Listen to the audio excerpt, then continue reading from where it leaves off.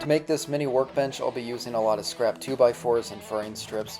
Now this is something I've been wanting to make for a while, something I could bring with camping to try out carving, but every time I looked at one at the store they would cost easily a few $100s, so I decided to make one myself.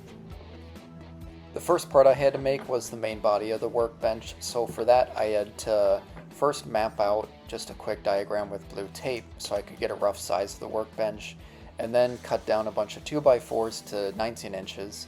These will be trimmed down later to 18 inches, but I first needed the rough size before glue up and planing. Speaking of planing, it was now time for me to mill up all the 2x4s, and 2x4s and furring strips can take a while to mill up square because they can be a little wonky, but they also have roundovers on all of the edges, so you do have to remove a lot of material.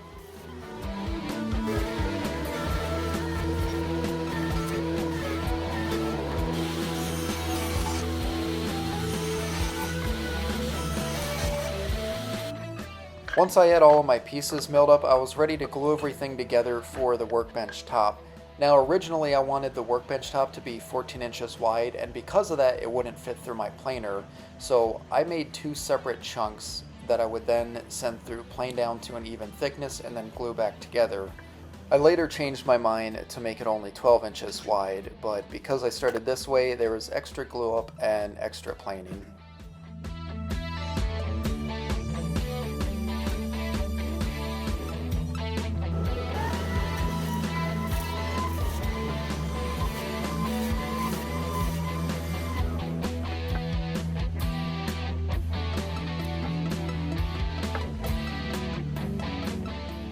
While waiting for glue to dry, I started working on the vise. Now I've never made a vise before, so I'm just winging it here, but I started by cutting down a furring strip and 2x4 to the same width as the workbench top. Next I had to mill everything up. Nothing new here, just like what I did before, starting with the joiner to get things square and then going over to the planer to get the right thickness. What does matter for these two pieces is making sure the furring strip and the workbench top match the height of the 2x4, as you can see here. About this time I realized I could make simple legs on the workbench by matching a furring strip on the opposite side of the vise. This is where I could have saved a lot of time. If I planned more ahead of time, I could have batched everything out on the joiner and planer, but I did not, so here's where I am.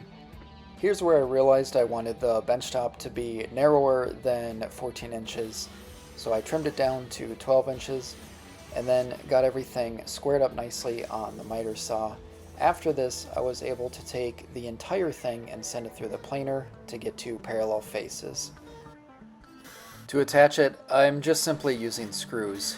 No reason to overthink it here. And once I had the legs attached to the top, I was able to start drilling out holes, both for the threaded insert in the middle, but also for two guide rails on the sides.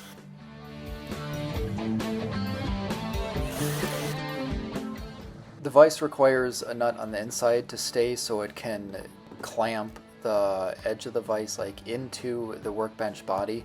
So for this I'm just digging out a little bit of material and then using another piece to sandwich in a nut that the threaded insert will screw through.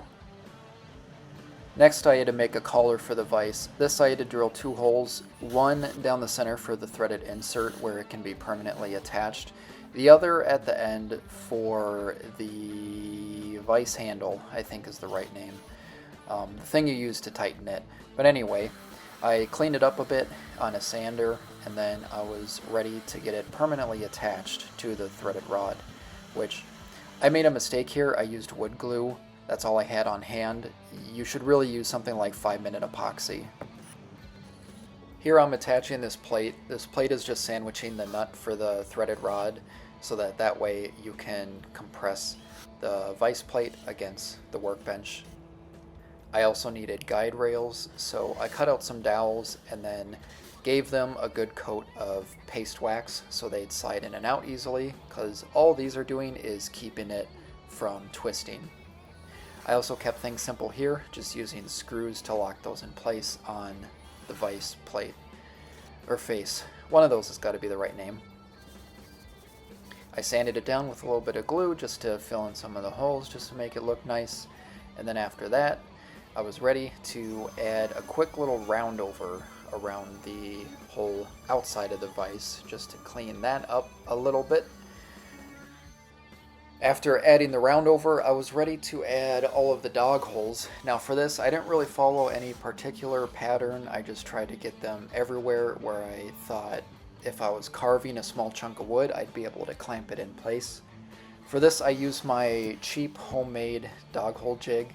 I do have a video on this on my channel. I'll also post a link in the description. After I was done with that, I could add roundovers to each one of the dog holes, just to help make it easier when you're taking some type of dog hole clamp or tool. It's easier to slide in and out of the dog holes. With that, I added a couple coats of water-based polyurethane. I tried spraying it for the first time. It is a little tricky, but it's honestly way easier than brushing, even with a foam brush. After the polyurethane dried, I was able to do quick sanding to get rid of any kind of bumps or imperfections, and then I was ready to start assembly. Here you can see a better shot of how I'm sandwiching in the nut for the threaded insert. Super simple, just use some clamps to get in place and then screw it in.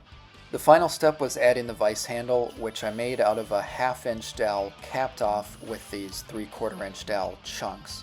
So I just made sure to drill holes in everything so that the screws would not split anything. And then I attached it to the vise collar, got everything threaded back into place. And then I was finally ready to test out the mini workbench.